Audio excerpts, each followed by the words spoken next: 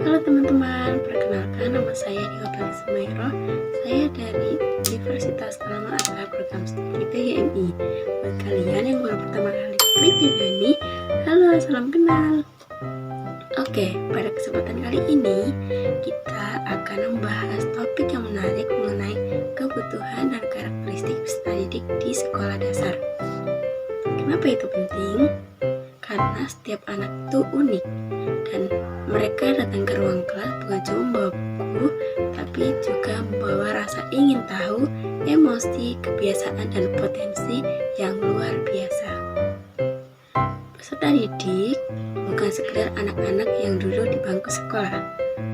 Mereka adalah individu yang sedang tumbuh dan berkembang, baik secara fisik, psikologi, sosial, maupun spiritual.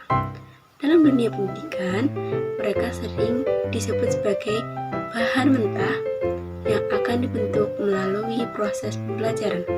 Tapi sebenarnya mereka sudah punya banyak potensi sejak awal atau bawaan dari lahir. Tugas kita adalah membantu mereka mengasahnya. Anak-anak usia di MI berada di fase emas, di mana otak, emosi, dan kepribadian mereka sedang sangat aktif berkembang. Di fase inilah kita sebagai pendidik harus peka dan responsif terhadap kebutuhan dan karakter mereka.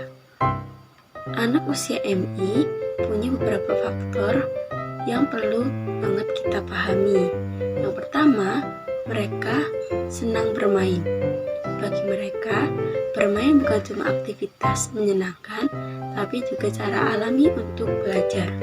Lewat bermain, mereka belajar bersosialisasi, memahami aturan, dan membangun kreativitas.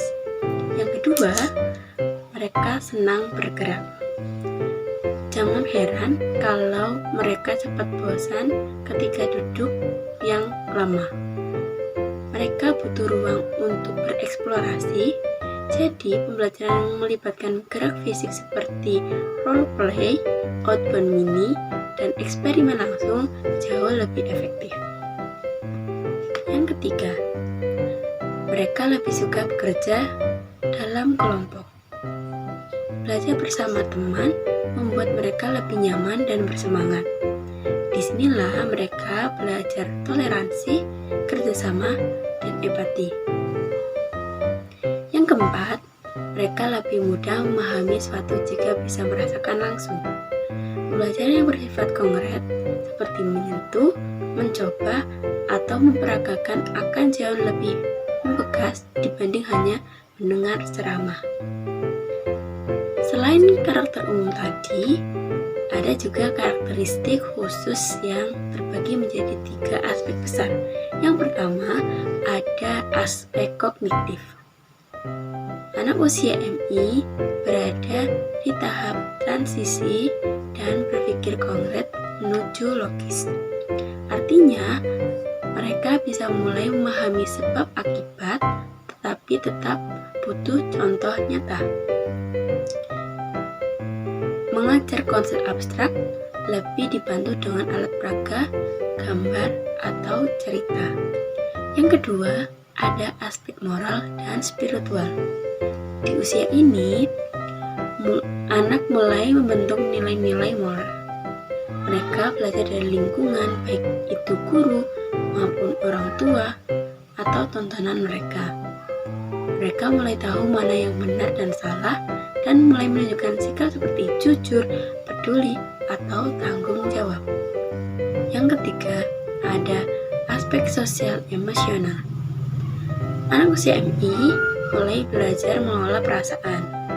Mereka belajar menyampaikan emosi, memahami emosi orang lain, serta belajar menyelesaikan konflik kecil, seperti berebut mainan atau tidak sepakat dalam kelompok.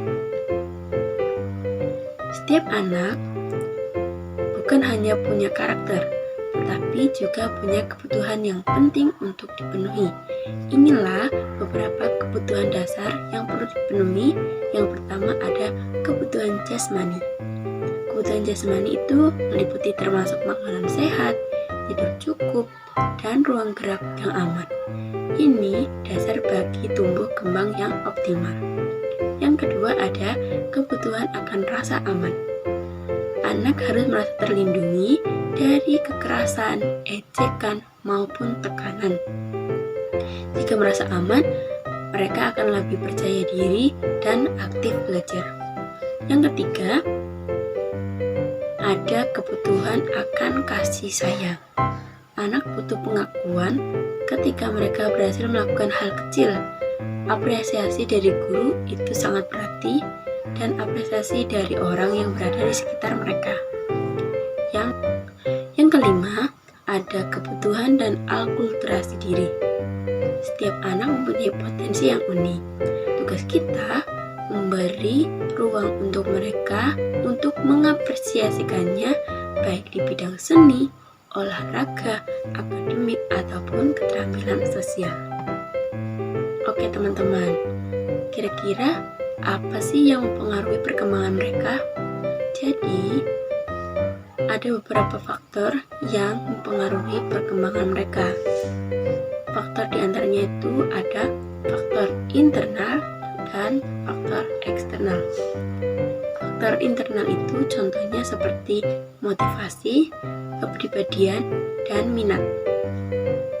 Lalu untuk faktor eksternalnya seperti dukungan keluarga, peran guru, lingkungan sekolah, termasuk layanan bimbingan dan konseling.